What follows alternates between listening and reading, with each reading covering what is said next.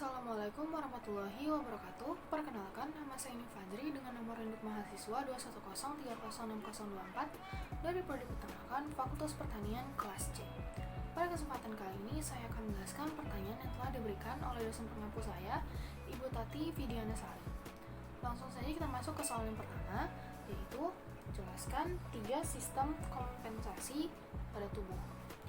Yang pertama, itu ada sistem dapar darah. Larutan dapar atau larutan penyangga adalah larutan campuran asam lemah dan basa konjugatnya. Begitupun sebaliknya. Secara alami, sistem dapar bikarbonat digunakan untuk mengatur pH darah. Karena darah mengandung dapar asam bikarbonat dan garam bikarbonat.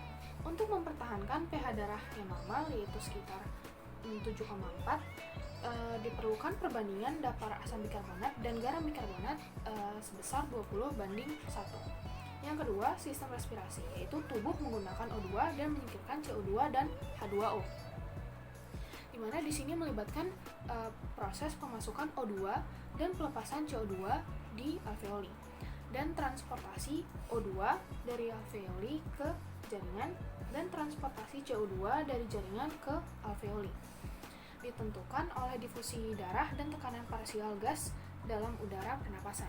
Yang ketiga, sistem ekskresi ginjal, di mana sistem ekskresi ginjal mengatur kandungan garam bikarbonat dalam darah dengan 3 cara, yaitu yang pertama, mobilisasi ion H positif di tubulus proksimal dengan reabsorpsi Na positif.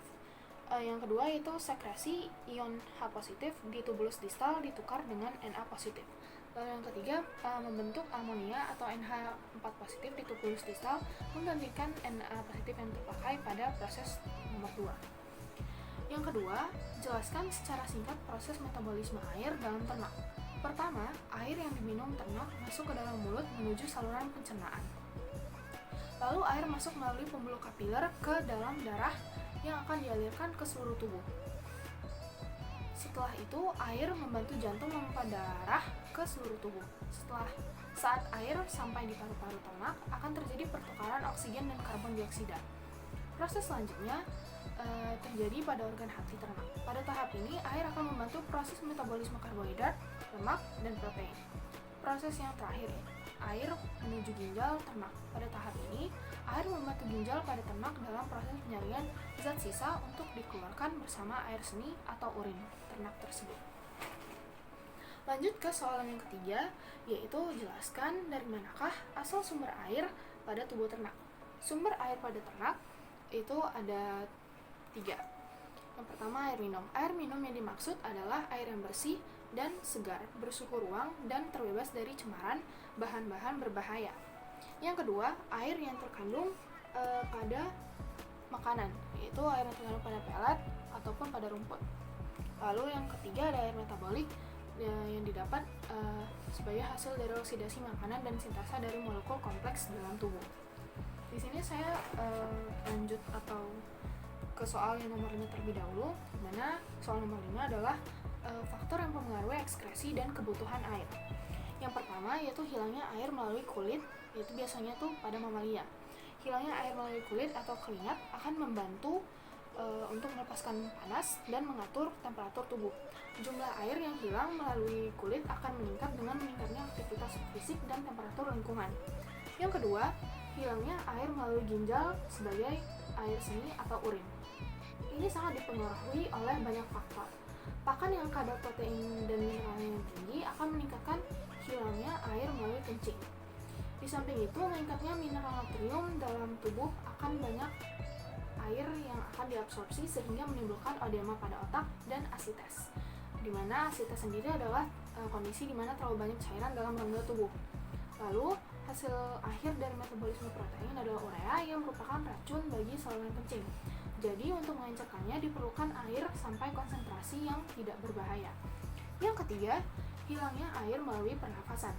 Di sini hampir 40% pada unggas mengalaminya. Lalu yang keempat, bentuk pakan dan susunan pakan. Contohnya, pakan serat mempunyai sifat pencahar yang menyebabkan banyak air yang keluar bersama feses. Contohnya sendiri, ekskresi kotoran sapi lebih basah ketimbang kotoran kambing. Selanjutnya saya akan menjelaskan soal nomor 4, yaitu jelaskan cara menghitung air metabolik. Di sini saya menggunakan contoh soal di mana air metabolik yang dihasilkan dari 100 gram karbohidrat, protein, dan lemak. Di sini sudah terdapat tabel yang berisikan data zat makanan, air terbentuk oleh oksidasi, rataan nilai kalori atau dengan satuan kilokalori, dan air metabolik per 100 kilokalori energi metabolisme.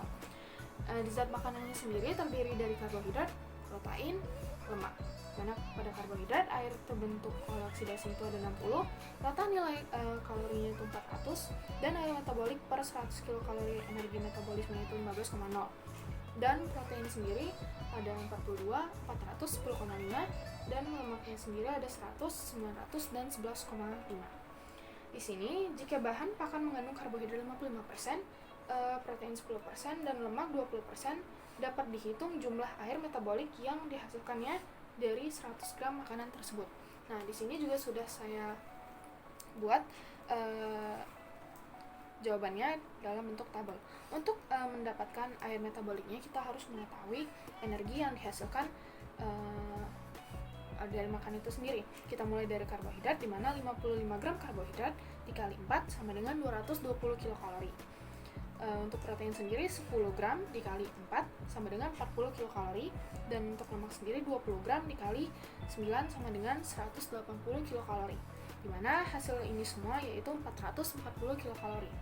Lalu setelah kita mendapatkan ini, kita bisa mencari air metaboliknya, dimana air metabolik ini dicari itu dari sini. Jadi 220 dari energi yang dihasilkan dikali 0,150 menghasilkan 30 gram.